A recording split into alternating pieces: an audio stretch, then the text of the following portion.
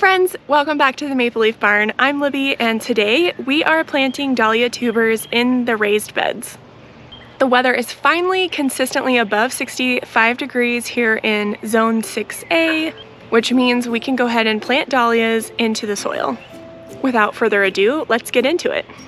Be sure to hit that subscribe button and follow along with us as we build our micro farm.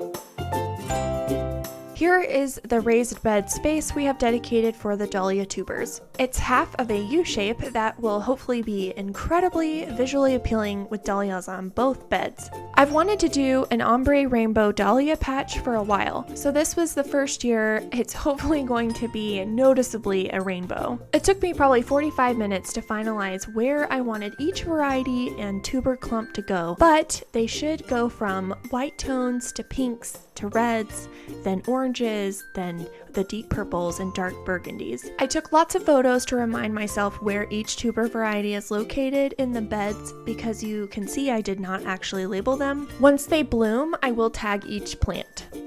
Let's dive into what you need to know about planting tubers. First of all, I highly recommend planting in compost. Our compost here is a mixture of high quality topsoil, leaf compost, and aged manure. The more you feed your soil, the healthier the plants will be. Dahlias definitely need well-draining soil. I also add organic Esposma branded fertilizer to each hole and gently mix it up. Here's a general gardening tip for you. Never let the roots, or tubers in this case, directly touch fertilizer or it can burn the plant. You should plant the tubers anywhere from 12 inches to 18 inches apart. I opted for the 12-inch spacing since we are on a micro farm and have to use every little inch space possible. Dig a hole 4 to 6 inches deep and however wide for each unique tuber, and simply place the tuber inside with the sprouts shooting up towards the surface. In many cases, this means the tuber is actually laying on its side like a potato. If there are no sprouts, just place it on its side and the plant will find its way to the sun. I started waking up my tubers in April to help get a jump start on the season.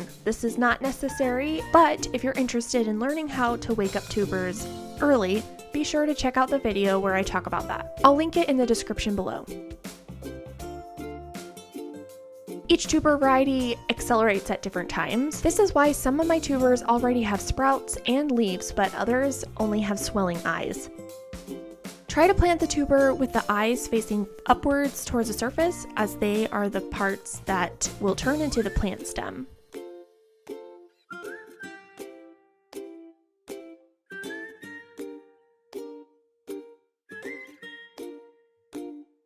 The biggest tip I can give everyone is to not water plants until you start to see an inch or more of green popping above the surface of the soil. Obviously, it'll rain from time to time and water the beds, which is fine. On the days that it rains, I do not water my dahlias, even if they are fully grown. Dahlia tubers are easily rotted, so you just have to look out for that and be careful not to overwater.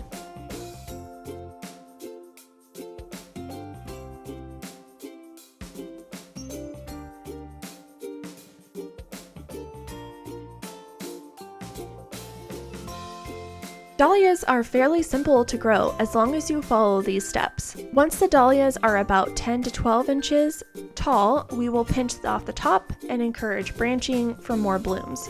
So stay tuned for our upcoming videos sharing about these beautiful plants and watch them grow.